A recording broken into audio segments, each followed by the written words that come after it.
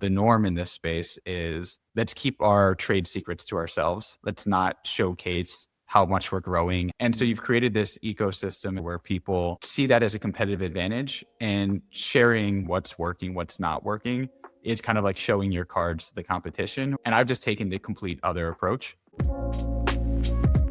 The question that we get more often than anything else is like, how do I build an audience? How do I build a group of people around what I am building, or around the community, or around my business?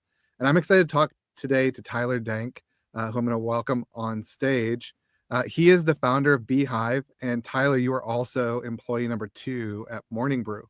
And so I'm excited to talk to you about email, the current state of email, but also you've built some really incredible audiences. And I want to hear how creators should be thinking about building their audience. So welcome today. I'm excited to have you here. Thanks for having me. Hopefully the best for last, right? Yeah, best for last. I love it. Okay, Tyler, for those who aren't Googling you, who don't know you, what do we need to know about Tyler that I didn't say, and the founder of Beehive and also employee 2 at Morning Brew? What do we need to know about you? Also the writer and creator of his own personal newsletter, Big Desk Energy, which goes to Yeah. 100,000 people every Tuesday. But I think you cover the basics, right? I Yeah. joined Morning Brew back in 2017 as the second employee. I did product engineering and growth for the company. We grew it from 100,000 subscribers to 3.5 million subscribers, and then got acquired by Business Insider in 2020. I left there, joined YouTube for like a very brief stint, and then started Beehive back in 2021, which you can kind of think of as Morning Brew in a box, not the media company aspect, but like the underlying tech and infrastructure. And we've been building that for the past 4 years. Cool. By the way, I love Big Desk Energy. And the thing I love about it so much is that it's such a specific and unique voice. Obviously, it takes years of probably writing and figuring yourself out to figure that out. But like, talk to me about finding your voice in that particular way, because it's very unique. It's very particular. It's very Tyler. It's very authentic. How do you think about carving out that voice and showing up in that way for your newsletter? And how should other people be thinking about that in their own way? Yeah, I'd say it's not for everyone, but I think when you said it's very Tyler, the answer to that question is like, I don't think about it. It is genuinely just me, how I think, how I speak, how I talk to other people. And it's like overblown, like the authentic self and like being authentic. And like at one point, every tech company wanted people and employees to be authentic and bring their authentic selves to work. And then I think that swung too far on one pendulum. And they're like, actually, let's just like do work and accomplish goals and keep that to yourself. I mean, I've never worked like a big corporate job. I came right out of college and joined Morning Brew. We were a bunch of 20-year-olds in New York just building this like newsletter media business where we were Yeah. going up against incumbents that were like actual journalists. And no offense to any of the writers, but the early writers of Morning Brew knew that they weren't journalists, and that was kind of like our competitive advantage. And we had no business competing and growing to the extent that we did. And then Google was the most corporate that I've been, but I only lasted 10 months, and it was remote Yeah. during COVID. And then Beehive is like, a company I've started, and the type of people and the culture that we've created is everyone's comfortable being themselves. Everyone is so unique. And so like, I don't wear suits to work. I don't wear ties. Like I'm very casual and laid back because I don't think anything's that serious. And so my voice and how I communicate in the newsletter is really just me pushed out. Yeah, for somebody who like would look up to that or aspire to that, how like it sounds so simple of I don't try. And I think like cool guys can say that. And I think you're a cool guy. But like for somebody who's really Thank you. struggling to find their voice, what do you like how would you help somebody who's like, Tyler, like it feels like it takes bravery, it feels like it takes courage, I'm scared to do it. What would your thoughts be for somebody who's wanting to develop that in themselves? Because maybe not trying is like hard to conceptualize, it's like, well, Yeah. just be me. Like that sounds easy, but maybe it's I not. think you could probably back into it of like, what is the end goal, and like, why are you creating content in the first place? And whether it's to create a business or to find other like-minded people online, typically the content starts with trying to provide value, right? Like if everything is about your lead magnet, your funnel, like monetization, it's hard to win real customer and audience loyalty where it's all about like you getting to the bottom line, where genuinely the best content creators are just genuinely creating content that is quality and provides value to other people. And those other people could be marine biologists or startup founders or artists or anything in between. And so my value has been I have grown this business incredibly transparently, where I think the norm in Silicon Valley and startups is it's so competitive. Money is commoditized. You can raise money, you can copy ideas easily. We operate in a very competitive industry. There's dozens of companies that are doing something similar to us. Um, and that's true of most industries now, right? Especially with AI, where the barriers to entry are so much lower. You can launch an MVP in a company very quickly and compete with existing incumbents. And so the norm in this space is let's keep our trade secrets to ourselves. Let's not showcase how much we're growing, how we're growing, what acquisition strategies are working. And I mean, I know a lot of founders who are having tremendous success, but they'll never say a word about how much money they're making because they don't want to attract more competition into the space. And so Mm, you've created this ecosystem and this culture where people see that as a competitive advantage, and sharing what you're working on, what's working, what's not working is kind of like showing your cards to the competition or what could be eventually competition. And I've just taken the complete other approach. I think that if the content that I was creating was solely about email newsletters, there's a market for that, but a smaller market. I think if I can talk about company building, hiring, startups, um, that creating content that helps grow the business, all of the challenges that we've faced in being a seed company to a Series A to now a Series B company, and the growing pains. There's now this whole market of people that my content appeals to is like, hey, I maybe they are people who are also at a seed stage or Series A company.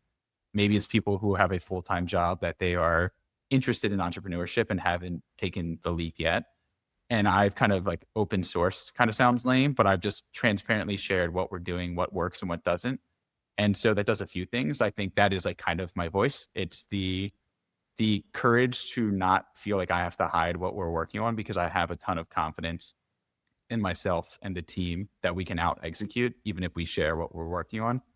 And then on a not more selfish level, but I've expanded the pie of people that would care about my content. Because again, if it's just about email newsletters, it's like this fraction of a percentage of people who are focusing on email. If it's about company building and businesses and startups and hiring, now there's hundreds of millions of people who are probably interested in some of the content that I'm creating. So kind of long-winded answer, but that's kind of like been my approach that I've taken to creating content. And it kind of circles all the way back to me just being me. Like I don't have to think about it. I have like a super productive meeting that I found valuable, and I turn that into a newsletter that I can share and how I'm going to build on that as a framework. So it's yeah, kind of that's become good. second nature. So if somebody's here, they signed up for the Creator Summit and they're like, all right, I'm bought in, Tyler. I'll build a newsletter. I can see the value of it. It's awesome that you're at $100,000. Like, how would you reverse engineer Tyler being Tyler and Big Desk Energy? And what are the thought processes that somebody should be going through when they're thinking about the very early stages of building an audience around a newsletter? And the kind of other side of this is somebody maybe who's been writing consistently and doing all of the things, but they've never hit any kind of momentum because maybe they aren't finding their voice in that way. What's advice or what thoughts would you give to somebody who's in that spot of like, all right, I'm bought in. I've either been doing it for a long time, it's not working, or I want to make sure that I'm doing it in a way that is going to get me there as likely as possible. How should they be thinking about building that voice or thinking about who they're talking to? Kind of talk me through that.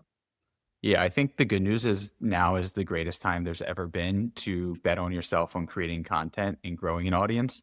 When at Morning Brew, it was so manual, right? Like it was so difficult. We were using 6 different platforms. We had a WordPress website. We were copying and pasting for 2 hours every single night into MailChimp. We were sending out an email. We were building our own custom tools. And like that's part of what made Morning Brew great. We had amazing writers and created great content, but we also had this well-oiled machine of just like a platform that worked in terms of audience development and growth, and monetization. And fortunately today, like beehiiv, obviously it's something I'm extremely passionate about. It's what we've been building for the past 4 years, but it really is to bring that vision to life for anyone, where we have the ability where, the CMS and this editor that I genuinely think is the best in the industry, like done available for you right off the shelf for free to get started. Um, we have a bunch of growth tools to help find that audience. So whether it's this recommendation engine that we have 30,000 active publishers recommending each other. We have a referral program where you're like most loyal. Like everyone says, you need to find your first 1,000 fans or even your first 100 or first 10 fans. How do you incentivize them to then take the content that they enjoy reading that you're creating and refer more people to read the content? And so we built a referral program, which worked super well at Morning Brew directly into our platform. And then monetization is kind of the other thing, because like the little secret in acquisition, especially for newsletters, that the Hustle knows and the Skim and Morning Brew and all of these like hyper growth newsletters is you can't do it without paid acquisition. You don't start there. You start by really nailing your ICP and the value and understanding what type of content resonates the most with our target audience and what resonates. From there, once you kind of understand who your target audience is and what the messaging points is, like why they continue to read, paid is what really accelerates finding your Yeah. audience, and whether that is Google or Facebook and Instagram. And so then you have this like cold start problem where you know that you could pay to grow and find your audience quicker, but you're not yet generating revenue. So like where does that money come from? And for a lot of people, you can't just shell out hundreds or thousands of dollars for audience acquisition. And so there's two things that have like developed over the past few years that have been very common is paid subscriptions directly. So Beehive along with Substack and a bunch of other platforms have basically coupled newsletters and content creation with paid subscriptions where you can charge your audience directly 10, 20, $30 a month to access your content. And so now if you only have 10 fans, but they're 10 fans who are willing to spend $10 a month, you now have $100 a month of paid acquisition budget that you can then find more fans to then pay and convert. And then the second is the ad network. And so when I haven't been at Morning Brew for 4 years, but when we got acquired, we did about $25 million in revenue, all ad based. And these are brands like Apple, MasterCard, Visa, you name all the largest brands, basically sponsoring to get at the top of the Morning Brew newsletter and the ecosystem of newsletters. But that took a massively large sales team and brand partnerships team to facilitate that. Beehive has built this native ad network directly into the platform where we have the relationships with all these large brands and you can add them to your newsletter. So what I'm trying to get to without pitching Beehive too aggressively is the fact that we've tried to like bring forward monetization as quickly as possible, where if you only have, it feels insurmountable to find 100,000 readers that you're sending to every week. But if you have 25 readers who really resonate with your content, there's now ways with modern platforms to monetize via subscriptions or monetize with ad network that you can then start to find more and more people. Yeah, that's good.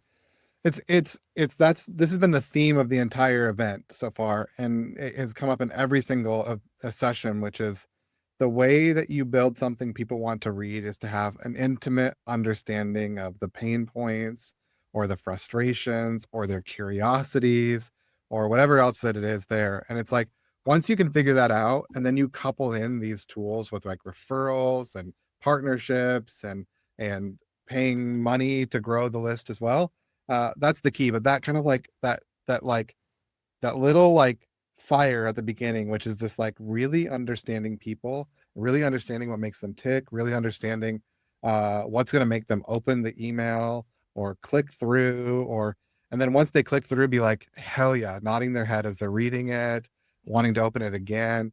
That level of trust, that level of understanding of people is actually the core of all of this. And you can't I think skip that part at all, right? you Like I can't. talked about some of the flashy like features and monetization, which is great. I actually think a mistake that a lot of creators make today is they jump too quickly of like, oh, how am I making money from this? How do I optimize my growth funnel? What lead magnets should I be creating? And like those are great, but like more advanced. Morning Brew didn't spend $1 on acquisition for the first like I think year that I was there. It was all just understanding what the readers liked, what they clicked on, how do we give them more of that content? How do we use the referral program as like a free organic mechanism to have people who are already resonating with the content share it with other people who they know would resonate with that content? And that's like the beauty of referrals. So you're like kind of putting the onus on the readers to find your core ICP because they know them Yeah, better than you do. yeah, But same with me, right? Like I think really understand, like you could have the greatest lead magnets and funnels and monetization game plan, but until you actually understand how to solve the customer and the customer is your audience and like provide value for them, it's kind of like a leaky bucket problem where you're yeah. doing too much before really nailing what's most important. Exactly right. And I think that I want to park there for a little bit because I think you do this so well, and it's probably like it's so easy to you. It's like this is where I see a lot of people really struggle, which is like the content they just create is boring or it's not resonating. So like I want to like pull the thread on this resonance. That's the word that you kind of use, is that resonate. Like how do you know something is going to resonate before you hit send on it? Or how are you thinking about it? Or if you're helping somebody launch a newsletter on Beehive, like how are you helping them find their resonance? Like when does that moment hit? When are you like, this is the thing, or this is the thing I'm moving towards? Like, how do you know that you've got it? Versus it just maybe being something you care about or something that you want to hear about. Like, how do you know that resonance moment happened? What are you looking for? What are you feeling? What are you seeing? How is that something that you know is happening? What's funny is my answer is actually going against when you said, how do you know it's not just something that you wanted to, that you enjoyed or that you liked? And so I'm actually a huge fan. I think Sean Puri has described it as like he creates content for himself. And he Yeah. also uses the frame that the content I create is just me pushed all the way out. So like I'm not trying to be someone different. Again, this depends on the type of content you're creating. Like Milk Road was a huge success story on our platform. It's a crypto focused newsletter. Like they have similar to Morning Brew. They took what was an industry of like trade publications and news, whether it's Bloomberg and whatever, Yahoo Finance, and like added personality and character to it in a way that so Neil, our managing editor at Morning Brew, like he wrote it as like, oh, this turned this very uninteresting story about tariffs into something that I actually enjoyed reading about, whether it was like pop culture or cultural references or like a few jokes or like breaking it down in like a different manner than how Bloomberg or Yahoo would describe that same piece of content and news. And so in that case, using the Morning Brew example, the editors were like the end customer. They're like, I like this. And we are making the Okay. assumption, and we've already made the bet that our core reader is also 20 somethings in a large city who are upwardly mobile, care about their careers, care about current events, and they would also find interest in this content that I just created.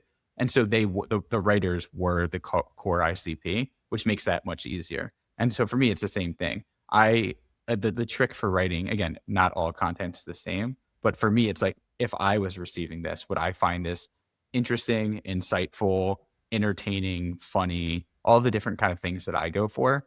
And the secret about my newsletter is that it takes me 10 to 15 hours to write it every week. I rip it apart many times over and edit it a ton because a lot of times it does come off cheesy initially and I'm like, okay, that's not funny, I need to make this hit harder.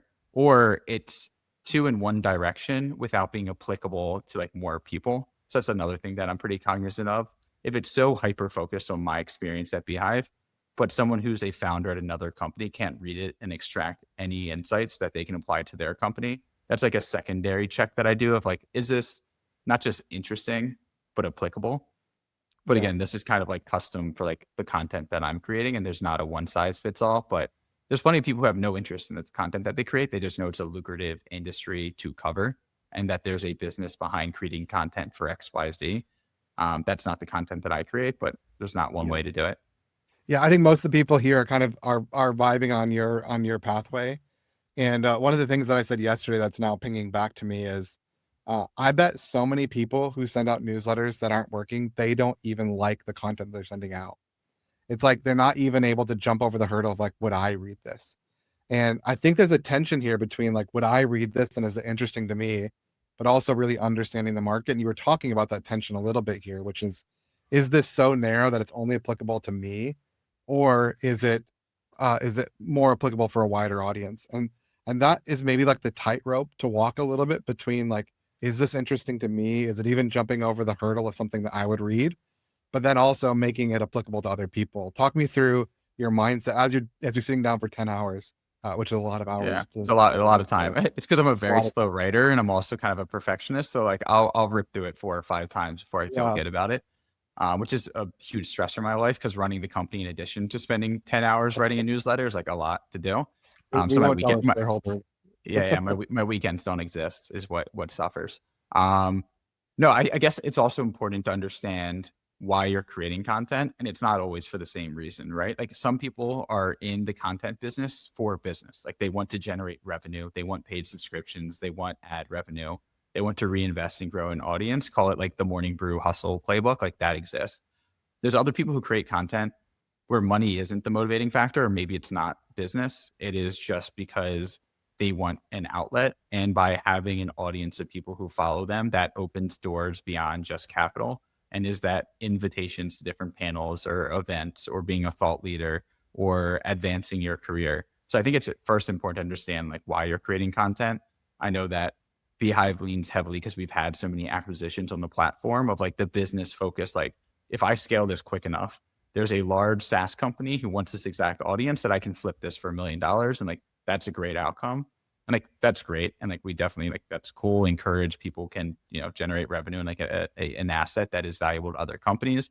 But we have tons of like thought leaders, independent journalists, people who write as a hobby. And so I think it's also important to just understand why you're writing because there's not a one size fits all. Um, the other thing I'd say is like I think experimentation is key, and that's something I was always impressed with at my time at Morning Brew. So I sat right in between the sales team, which is who generated all the revenue. So I saw how they thought about brand partnerships, and on the other side of me, I sat next to the content team. And like for most people, Morning Brew was like you read it, you get in the morning, you read it for 5 minutes, it's cool, it's insightful, you laugh a little bit, you move on with your day. Sitting next to the people who spend 8 to 10 hours a day crafting this email and experimenting with like different subjects, different formats, different ways to communicate information. I was like very inspired by that. And so for my newsletter, I try to experiment wherever I can. An example of that is this past week, I was in Cannes for like Cannes Lion. And then I spoke at VidCon last Friday. And it was like way too much travel, honestly. And like it was super stressful, but like a really interesting experience. And so I almost took like a travel blogger type approach. And my most recent newsletter was just like, here's the past 10 days. And like I documented it day by day of like day 2 of Cannes. I met with Alexis Ohanian. And then I met with who did I meet with? Bunch, I don't know, a few name drops, whatever, but like cool meetings that I had. And like then we went to this party, then we did this, and I flew back to LA. And then I don't know, totally different from every other piece of content I've ever created. But I saw someone else do like a similar type of travel blog type newsletter. It's not his main thing, but he did it once. And I didn't even care about this person in particular. It was just an interesting format of like, I was interested in the narrative. And so I did that this week. And it was probably the most replied to email I've sent in the past like 2 months of like, that was super interesting, like wild 10 days, whatever. And so I say that as just like always be experimenting, I think is really Yeah. important, and not to like pigeonhole yourself to a specific format or specific type of content. Cause I think your audience is more forgiving than most people give them credit for. Yeah, I think that's really true. And actually I had like 2 people call me about that newsletter. So I can validate that people like Oh were yeah. responding to that in a way that's like, oh hey, have you read this thing from Tyler yet? You should go check it out. It's really interesting. And that kind of pings something for me, which is the balance between consuming and creating. Like you had to do a level of consuming other people's content to be like, hey, that's actually interesting. I want to test something like that out. How do you think about the balance of consuming content and creating content? Obviously, you spend a great deal of time creating content, but how do you think about the balance of those 2 things or the relationship? Yeah. I think taking inspiration from as many people as possible is a great habit, right? So I consume probably 15 to 20 newsletters per day. I have a bunch of other weekly newsletters that I read. We're like just in the media and attention space, and then just being, habitually online across socials, you kind of see what content resonates and what people are naturally attracted to.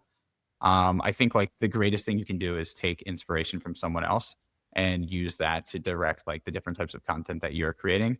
So I'm not shy. Like I told the person that I like kind of copied his format. I was like, hey, he responded to the email, and I was like, oh, I actually got this from your email you sent 6 months ago. I thought it was great. And so there's that. And then there's also, once you're in a certain frame of mind for creating content, you start to look for things differently. It's like I'm a huge believer in like the subconscious mind. And it's like why my newsletters are always better when I start earlier in the week. Because even all those half-baked thoughts that I can't formulate properly, they kind of sit there. And then in the shower, I'll be like, oh, that's an amazing, like I should fix it like this. And so to put that into practice, like if I wasn't in the habit of writing this weekly newsletter, I wouldn't have gone to Cannes and taken notes throughout the week of like, oh, this is a great story to tell, or this is like an interesting insight. But because I'm now putting on like my content creator hat, there's like certain moments or insights that I extract from working or meetings or different frameworks that I'm applying, where like I go the extra step to being like, oh, other people would enjoy this. And that's a kind of like a muscle, I guess, that you kind of build over time as you create content. It's like a lot of people consume Twitter or X. Not many people post. But once you get in the habit of like seeing what people resonate on X, then like you'll be walking down the street one day, see an interesting billboard, and you're like, oh, that's like actually really interesting. I have an insight on that, and you can share it. So you kind of have to have that like content creator muscle, and the more you do it, the better you get. Yeah, that's good. It's again, like the secret here is there's no secrets. It's just you've got to be bad at something. You've got to work at it. You've got to grow in time. You've got to learn what works and doesn't work and create those feedback loops. But I'm particularly drawn to like the starting and the earlier in the week. Talk to me a little bit about your process because 10 hours is a lot of hours. And if I were just listening before, it would sound like, all right, well, he does it on the weekends because he's CEO of this company. So he must start Saturday morning and then publish it Sunday night. But it sounds like you have found a habit of like getting into it early in the week, creating more time and space between writing, ideating, publishing. Talk to me about that process a little bit. Yeah, so I have an Apple Notes pad of like all of the different topics that I want to write about, which is like a running list, right? So whether it is a book that I read that I'm applying a new framework to the company, a meeting or insight, or some initiative that we're kicking off, and we have data to prove something interesting that I think other people could extract. I just have this like running list of things I want to write about, and I'll prioritize them relative to like relevance and, like it's better to launch this now. This one can wait till like Q4 or whatever. So that's like a running list that's always kind of top of mind. What I'm not good at, and generally I'm not good at writing, like it's super stressful for me. I have writer's block a lot. And so what I've learned is like when I wait till Sunday to write my newsletter, some days you just don't have it. And there's nothing more stressful than knowing that you have like, and granted, I put all the pressure on myself. My Yeah. 100,000 readers, like they're not paying for it. If it's a bad email, like no one's going to get super pissed off and like mad at me. So it's all like self pressure that I put on myself. But knowing that 100,000 people are going to receive this email, it's Sunday night, and like the words just aren't coming out is like a super stressful period or experience. And what I've learned from running the company is I'm trying to reduce the stress in my life to the best of my ability. And so procrastinating writing the newsletter is one of the bigger stressors. So what I learned is my now what I try to do, like a preferred process, I have it like an hour blocked on my calendar tomorrow. I'm just gonna write a super sloppy, top of mind, rough draft that like spelling doesn't isn't important. The sentences don't have to be formatted perfectly. I just kind of want thoughts on paper that I know I'm gonna go back and clean up. And so that's like my first version. But at least I can kind of have like a gut sense of like that felt good. Like I like this opening paragraph. Or I'm missing a lot of substance here. I can't think of the right words here, but it's like top of mind for me that I know where the gaps are. And then I try to go back to it like an hour every day after that. So Friday evening, I'll go through different mindset, fresh perspective, kind of clean it up a little bit. And then I'll do that Saturday, I'll do that Sunday, and I'll do one final read on Monday. That's like my preferred. I like just like everything in life, like it very rarely goes as planned. And I'll wake up Thursday, three things are broken. There's a few fires I have to put out, and like I never actually get to like Yeah. write a newsletter for an hour.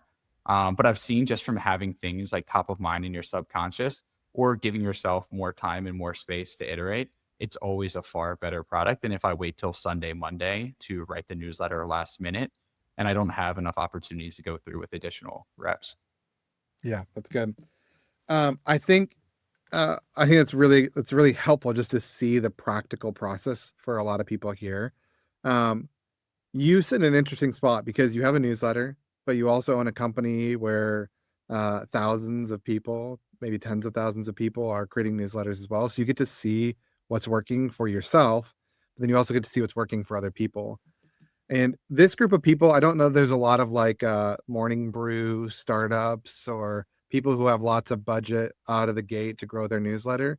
But what are the common things that you're seeing of some of the organic people, the people who are like just getting started small and they've built something really great over time? Obviously, you mentioned like getting to monetization as quickly as possible makes a lot of sense. And we've talked about how creating content that really gets attention, really connects with people, really resonates is an important part of that. But what are other commonalities that you're seeing of some of these like organic and homegrown successes on Beehive? Yeah, I think consistency is key. That's like what you'll hear with anyone who creates content. But no matter what I send every Tuesday, you'll see all of the other content creators on the platform. Like they have a schedule, they have a habit. It's not like a when I feel like writing, I'll release my newsletter sometimes on Tuesday, sometimes on Thursday, sometimes skip a week. I think you have to have like the rigor and discipline to continuously post and create content. And that's like great for just audience retention in general. If your audience doesn't know when to expect your content, they can't build a habit around it. There's a lot of newsletters that I read that are weekly on Friday, and like I look forward to receiving them on Friday. And so that's like an expected audience behavior that they have created by normalizing their send time. So consistency is one. Again, it doesn't have to be using monetization and paid budget to acquire users, and you don't even need to use all of the fancy features that we've built.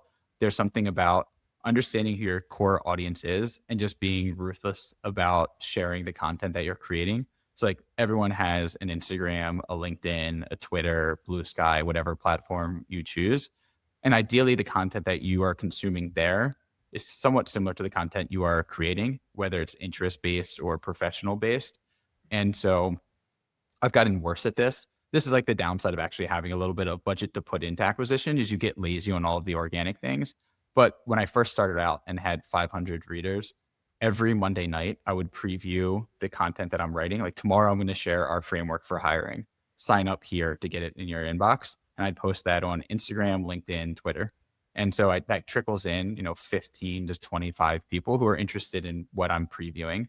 They get it in their inbox the next day.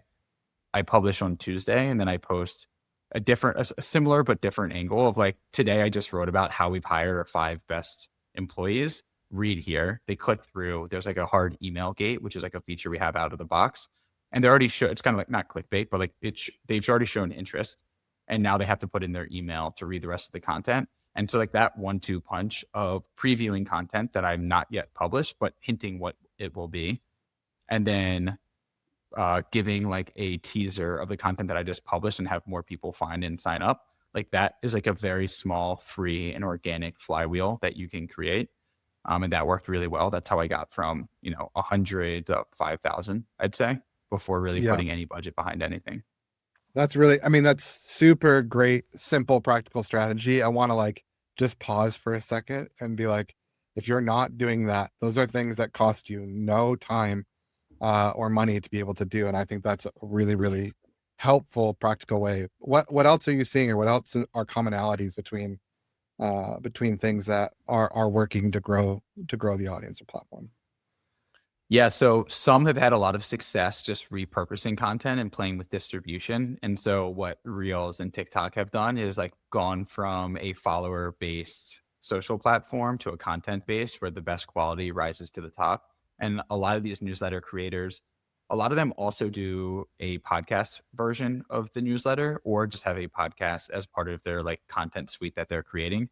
And so they'll create, 30, 60-second hype reels more or less, post them on TikTok, post them on Instagram, and that drives more followers or more subscriptions, depending on what the call to action is. So like they've already put in the work of creating the content. How can they get that to hit as many channels as possible and expand the top of funnel?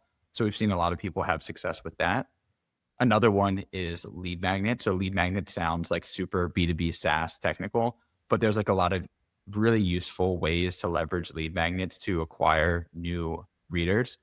And so an example for that is my newsletters all focused on startup founders and employees. And so the people who read my newsletter, because all I talk about is how we're building the company. Maybe I should take a step back. I don't think I ever explained what my newsletter is. Big Desk Energy goes out every Tuesday. It is basically me building in public. So me sharing all of our hiring practices, our revenue milestones, new features we're launching, all of the shit that went wrong, which there are plenty of things that we do wrong, and kind of like owning it and sharing like the experiences. So it's really just the ups and downs of being a founder, but in real time as we're building the company. Another hypothesis I have is a lot of people go on podcasts after they sell their company, and like 5 years removed from the heyday of their company, they're sharing all these insights and frameworks that are like, worked 4 or 5 years ago, or like, it's just like older content, or like they're not in the thick of it. And they Or they're have, giving advice that they didn't actually follow. Like that's not actually how you got there, man. Like now you're giving yeah, advice you're like that you didn't even use. I call that the myth of success often, where it's like, hey, person who's now a billionaire, that's not how you got here, but you're telling me to do it differently than you got there. Like, how do you even know yeah, that would work? there's plenty of that. And there's also like, while they're on the podcast sitting back in the chair, like they've already cashed out their 100 million, right? So like there's no stress or pressure for them to give like Yeah. this advice. the difference of what I'm going for is like, I have no, I mean, I'm very bullish and hopeful in how the company is going. Like, we're going to surpass 20 million ARR next week. Like things are going good. But like you're kind of following the story in real time of like me trying and testing different things as a founder. And like there's no guarantee of success. And you're kind of, it's like a soap opera in real time in a way. But with through the lens of my raw unfiltered feedback, and also that I'm like super transparent in sharing exactly what we're doing. So anyway, that's what my newsletter is. And knowing who would benefit from reading that is like other founders who are interested in startups or employees who are like early employees at these companies. So a lead magnet that I created is I took our seed deck that raised our first $2.6 million and put it on a landing page and said, hey, put in your email and I'll send you the exact deck, like totally unfiltered, that we used to raise our first $2.5 million. And so anyone who is like thinking about raising money, they're like an aspiring entrepreneur, would probably have interest in seeing what this seed deck was so they can build their deck to be better. And like that's the perfect ICP of like who I want to be reading my newsletter. And so I've done that for a bunch of different things. But I think that's like a good example. And like that's hyper specific to me. But if you know who your audience is, what's something that you can, it's free for me to do. It's like I already did the deck 4 years ago. I'm just Yeah. making it available and people can receive it and sign up for my newsletter.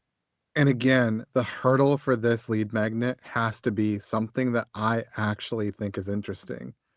I see so many people doing lead magnets, and their first thought is, what is the easiest thing that I can put out into the world?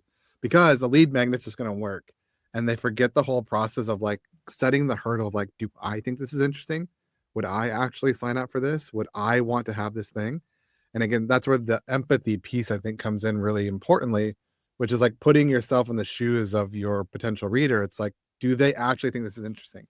Would they actually spend time looking at this? Or what is it they would want from me that I could create? And then it's the Venn diagram. Then you, once that is the question, then the Venn diagram of like, is this something I've already created, or is it something that's easy to create, or is it something that's evergreen and can be here for a long period of time?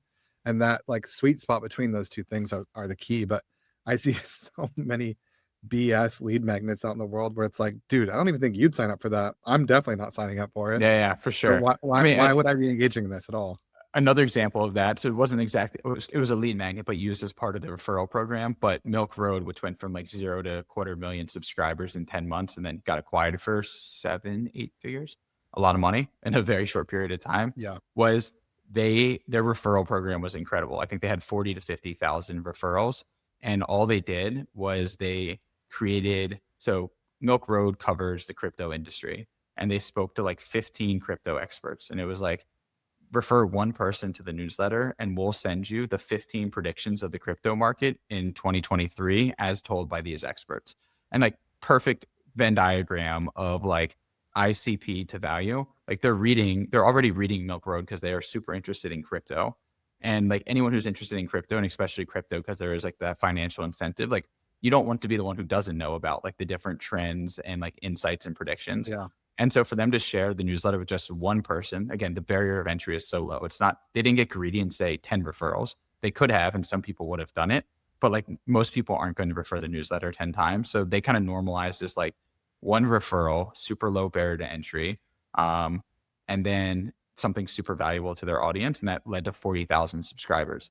And so I actually think a lot of creators can kind of think through it like a good place to start. And it's a good exercise because again, you shouldn't skip over what value can you provide your audience because you can do all of the lead magnets and growth and monetization.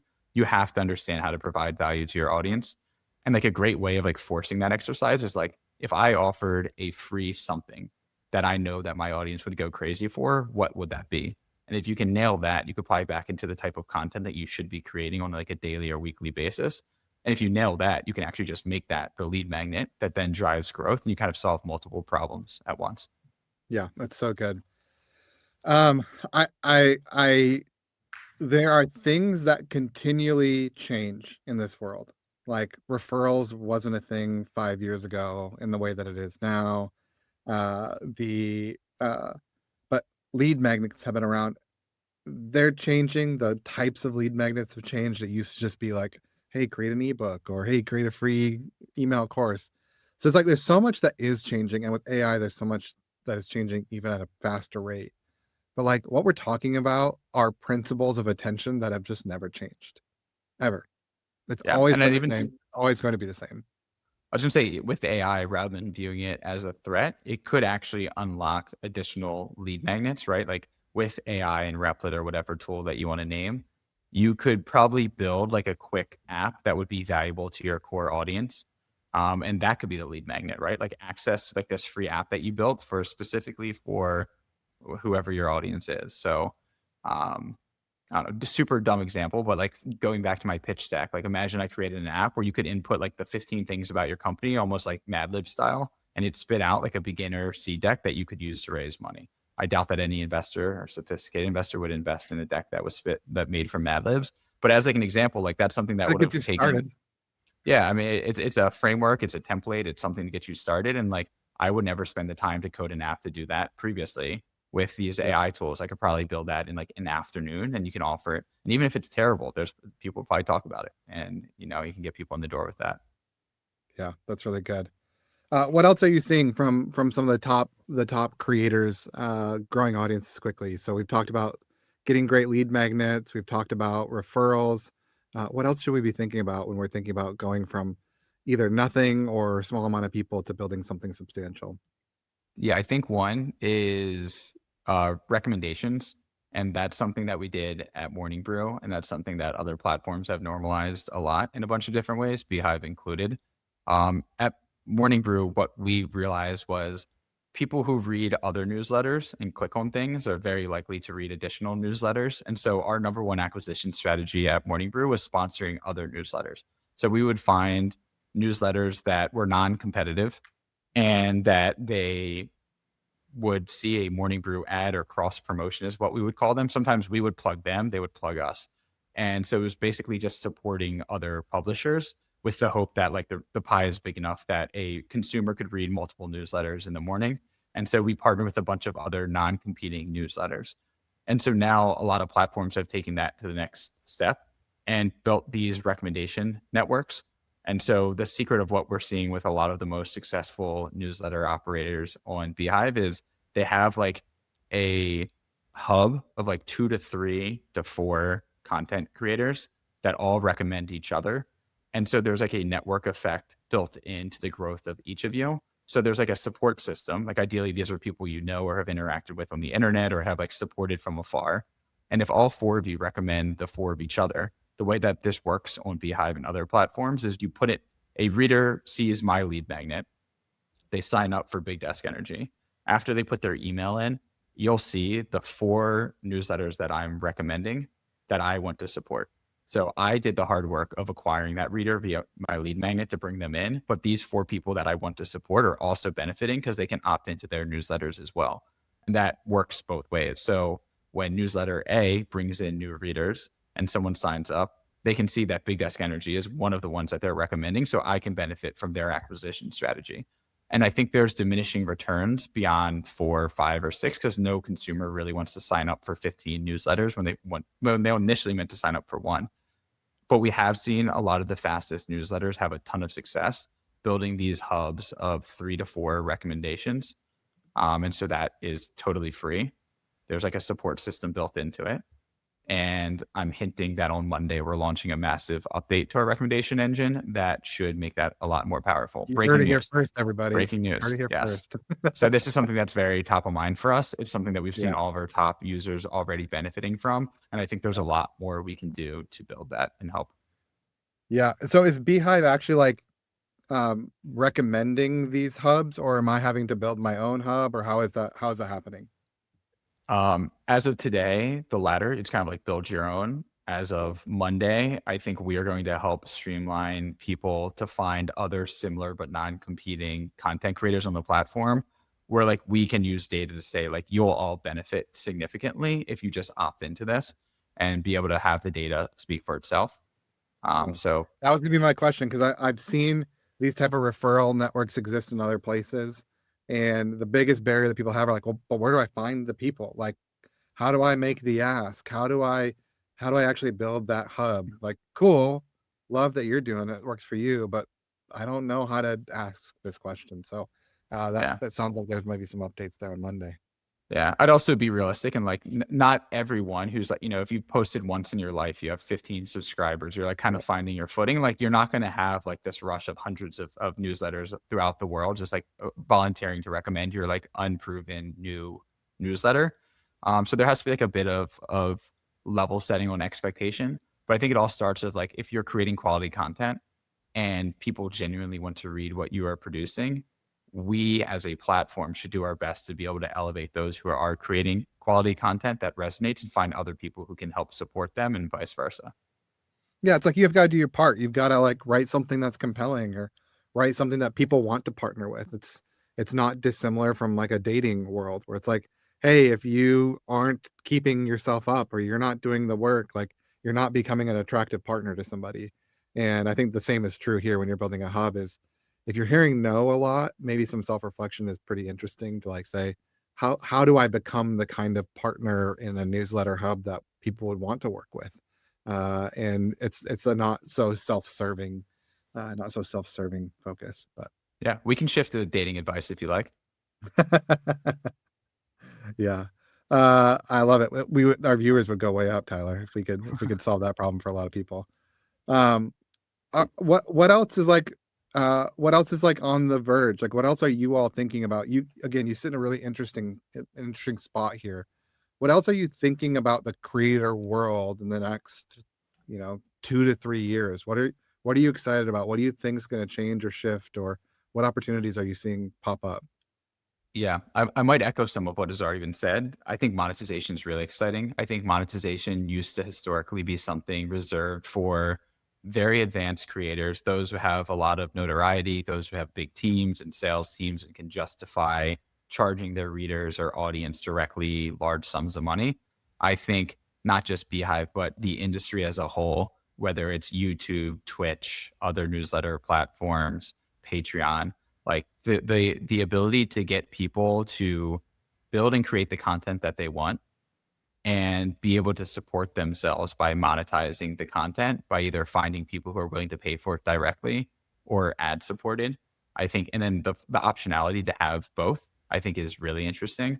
Um, so that is, I mean, YouTube's been doing it for almost a decade, right? Like that's super exciting. I think the newsletter space has been, it's like, I mean, it's why we're doing what we're doing. I think it's pretty wide open for the taking. And I think there are billions and billions of emails being sent that are under monetized. And that even goes to like big publishers as well. So beyond just creators, a lot of publishers only viewed email as a way to drive page views back to their website to monetize on like Google AdWords or Google AdSense or whatever. And I think that's shifting a lot with seeing how valuable those impressions can be in the inbox. So broadly monetization, I think we as a platform have a long way to go, but the sooner that we can have people feel supported, that they can generate revenue for their work, the more people who will take the plunge to continue to create quality content and develop as a content creator. So I'm very optimistic on that. And then the second thing is just distribution. And so I kind of already hinted this earlier, how TikTok has changed a lot of how content is distributed across networks, not just in your follower network. And from written content and audio content, how do you elevate the best emails, blogs, newsletters, podcasts across a network of people who are interested in finding that content? It's what everyone wants. Like when I publish my newsletter every week, I wish millions of more people saw it. And like, how do we start to solve that problem? Whether it's partnerships with large platforms, whether there's new mediums, um, whether AI plays a large part in that. I think there's like a lot to think about how we can amplify distribution. Yeah, that's really good. This is an interesting question that Trisha just came up. What are your thoughts about companies having a newsletter? Think it's wildly underutilized. I think so. Again, talking the talk of like we are a newsletter platform, but like we send comms to all customers. I think it's amazing, and we do kind of like it's me again, like transparency. Like we'll do like a behind the scenes of what we're building at the company, but so many people don't resonate with a big logo or brand. They resonate with the people behind the brand, and that's just like a bet on creators in general. And so I think some companies do a great job of showcasing the team behind it. We have Brex on the platform who sends like a community newsletter. So it's not like their transactional mail. It's like them promoting different events in different cities. Um, there's quite a lot of companies that use email to communicate with their customers. We also have a lot of startups that send like investor updates to their investors, friends, and family on the platform. Obviously I could go on forever. I'm like very bullish on email. I think there's a lot of Yeah. people who are underutilizing email, but yeah, we have a ton of like large companies who do just customer comms or like nurturing and lead generation of like leads that they've acquired through events or something before they're actually a customer, and using content and earned media as a way to have them build some sort of alliance and affiliation with the brand before converting to being a customer. I think there's like a lot of opportunity. I think that's where a lot of companies aren't investing, and those who are see a lot of success in those different initiatives. Yeah, that's good. Isn't email just for old people? Like, are young people actually using email? Is email eventually going to die because everybody's using TikTok or Instagram or Snapchat to communicate instead? Like, why should we keep investing in email in the future? Isn't it just for all the old folks in the room? I mean, I think there's studies now that a lot of the younger generation don't want jobs whatsoever. So, like, my usual argument would be like, if you want to enter the workforce, like everything runs through email. When I book a flight, like all of the information comes through email. When I purchase things, I track everything through email. Not most of my day, ideally, but a lot of my day while working is like communicated via email. And so I think that's like, as much as people have said we've hit peak email and email's dead, there's too much core infrastructure from work, professional, just general comms in general that are routed through email. That's like why email has such staying power.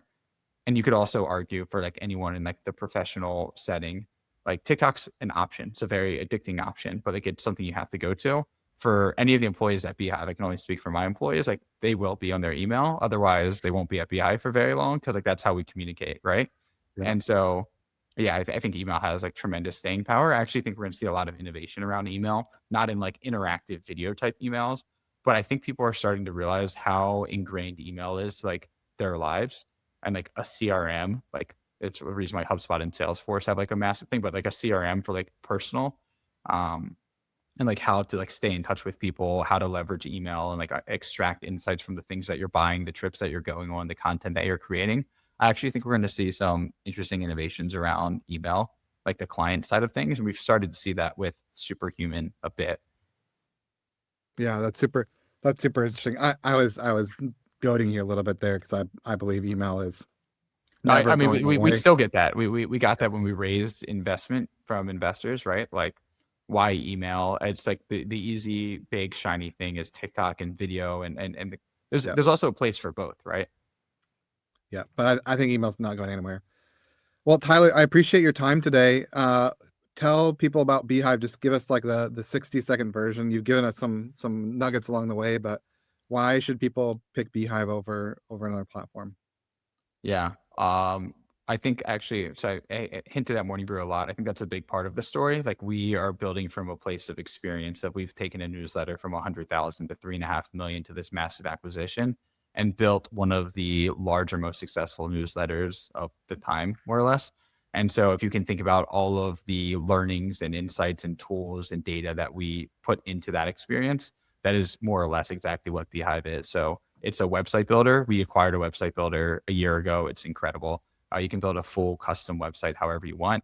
We do CRM, CMS, like emails as well. We have the ad network built in. We have paid subscriptions. We don't take a cut of subscription revenue, unlike other platforms in the ecosystem.